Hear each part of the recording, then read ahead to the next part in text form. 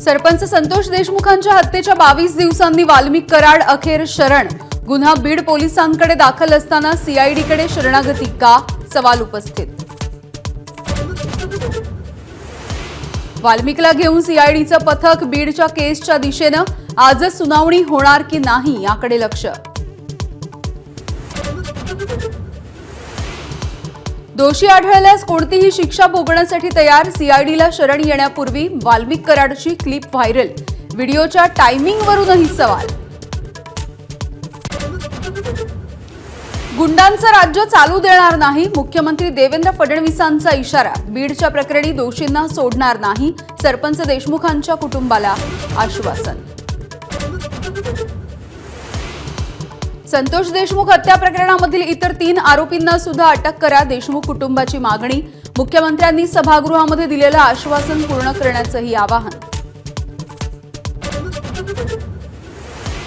शरण आलेल्या आकावरही 302चा गुन्हा दाखल करा, मुख्यमंत्री फडणवीसांच्या भेटीनंतर आमदार सुरेश धस यांची मागणी।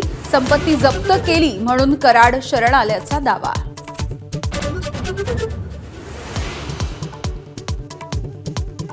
धनंजय मुंडेंना मंत्रिपदावरून काढल्याशिवाय न्याय मिळणार नाही, संभाजीराजे छत्रपतींचा हल्लाबोल। मुंडे आणि फडणवीसांच्या भेटीमध्ये काय चर्चा झाली हे समजलं पाहिजे, संभाजीराजेंची मागणी।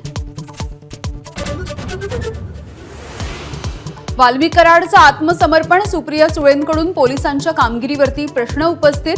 व्हिडिओ व्हायरल होऊनही आरोपी सापडत नाही, ही धक्कादायक बाब असल्याची सुळेंची प्रतिक्रिया।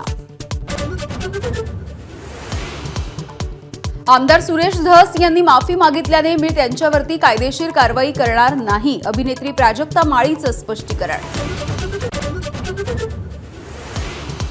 प्रकरण दाबण्याचा प्रयत्न केल्यास राज्यभर आंदोलन करू, मराठा आरक्षण आंदोलक मनोज जरांगे यांचा सरकारला इशारा।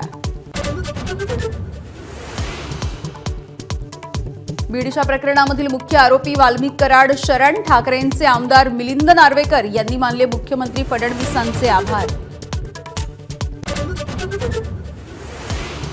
मस्साजोग सरपंच हत्या प्रकरणाच्या निषेधार्थ सर्व राज्यभरामधल्या ग्रामपंचायतींचं 3 दिवस कामबंद आंदोलन। नव्या वर्षाच्या पहिल्या दिवशी सुद्धा राहणार कामकाज बंद।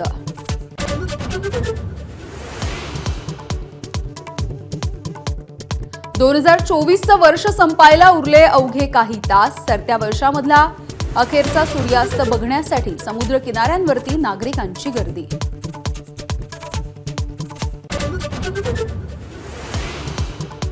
न्यू इयरच्या सेलिब्रेशनसाठी पर्यटन स्थळं ही गजबजली, तर शिर्डी तुळजापूरसह राज्यभरामधल्या मंदिरांमध्ये भाविकांची गर्दी।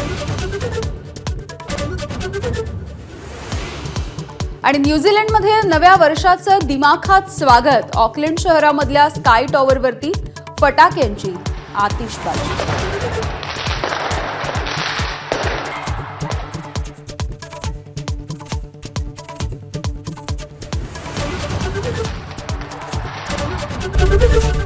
एबीपी माझा, उघडा डोळे बघा नीट।